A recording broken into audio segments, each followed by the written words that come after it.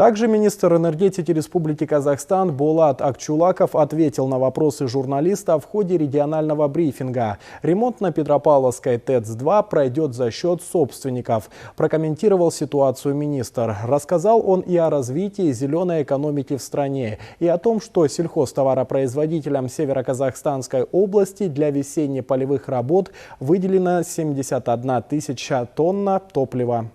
Для своевременного проведения весенне-полевых работ в адрес сельхозтоваропроизводителей страны уже выделено 400 тысяч тонн дизельного топлива по цене 212 тысяч тенге за тонну. В том числе для Североказахстанской области предусмотрено 71 тысяча тонн дизельного топлива или практически 1/5 часть от всего объема по стране. Что касается ремонта главной тепломагистрали, она будет проводиться за счет акционеров. Наша задача зайти в зиму с 9 котлами отопительными, которые достаточно для того, чтобы пройти зиму.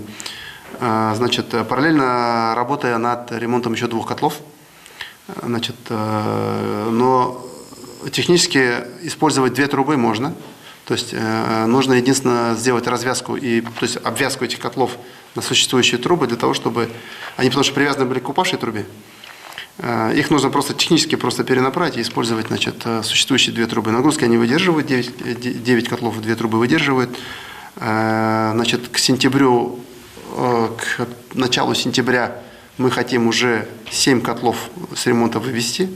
И где-то к концу октября еще 2 добавить. Отметил министр, что рост тарифов возможен, но он не связан с ремонтом, а со стоимостью угля и транспортными расходами. Подняли на брифинге и тему развития возобновляемых источников энергии. Сейчас в Казахстане уже около 4% в балансе электроэнергии составляют, значит, возобновляемые, это солнечные ветровые электростанции. Непосредственно в Северо-Казахстанской области сегодня действуют 3 станции.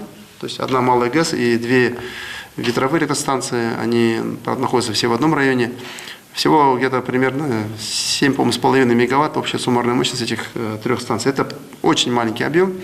Однако есть план по строительству 2 ветровых электростанций суммарной мощностью 60 мегаватт. В Североказахстанской области насчитывается 18 газосетевых организаций и 108 автомобильных газозаправочных станций. Предельная розничная цена на сжиженный нефтяной газ в области составляет 70 тенге за литр. Прокомментировал ситуацию глава министерства. Наталья Итова, Адиль Нуржанов, служба новостей.